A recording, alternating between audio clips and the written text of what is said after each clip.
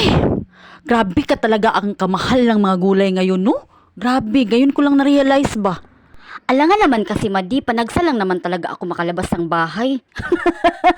Parang sa isang taon, isang beses lang talaga ako makalabas. Grabe. Hindi talaga ako masaya sa presyo ng mga gulay. Grabe, kamahal talaga. O tingnan mo naman yung mukha ni Madi talagang nadismaya talaga siya sa presyo ng mga gulay sa palengke. Grabe. Kasi si Madi, sa isang taon, isang beses lang naman talaga siya makalabas ng bahay. Unggoy ka ba, Madi? Parang gano'n na nga. O tingnan mo yung kalabasa. Itong kalabasa na ito, 30 pesos na ito. Super naman talaga. Kamahal na pala ng mga gulay.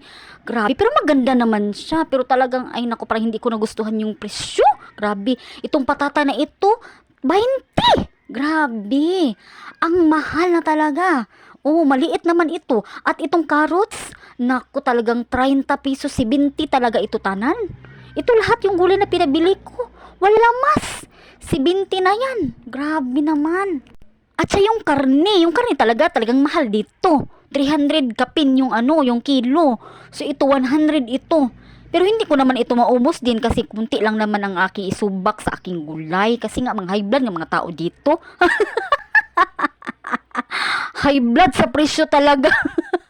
Dagdag pa yung presyo sa super kamahal. Siyempre, dahil nga nagtipid tayo, 10 slice lang talaga ang pwede kong gawin ngayon.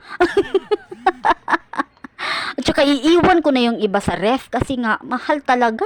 Ay naku, super talaga. At itong Bombay 5. Oh, medyo arang-arang lang yan ang presyo. Tapos itong naman, ahos piso lang din. Makaluto ka na talaga. Siyempre, mag-umisa na tayo kahit desperado tayo. Ay nako, itawa na lang natin ito. Ano na naman ginawa mo, Madi? Uy, bakit mo binaliktad na naman?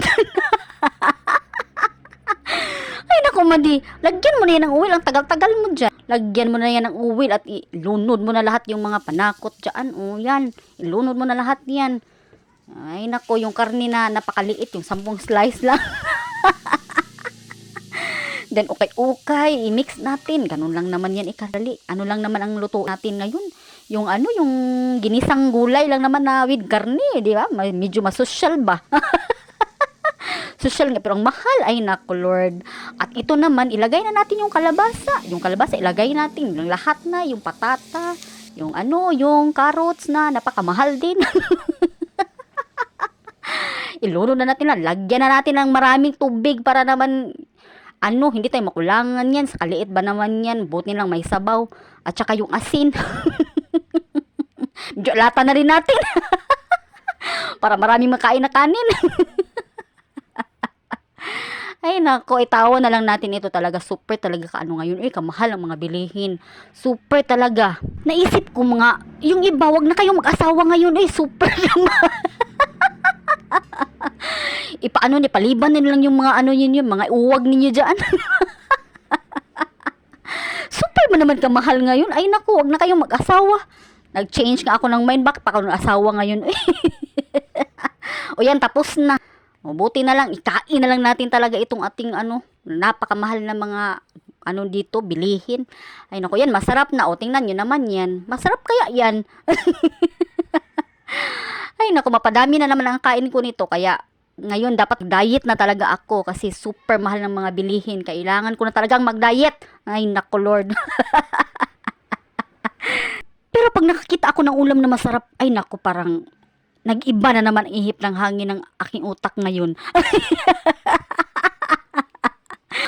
Parang next year o next month or ano ba? Next year na lang siguro ako mag-diet. Ay nako, super talaga. Oy, salamat mga mamshi, mga badiha, mga followers ha. Salamat talaga sa inyong pagtingin ng aking vlog. Thank you very much.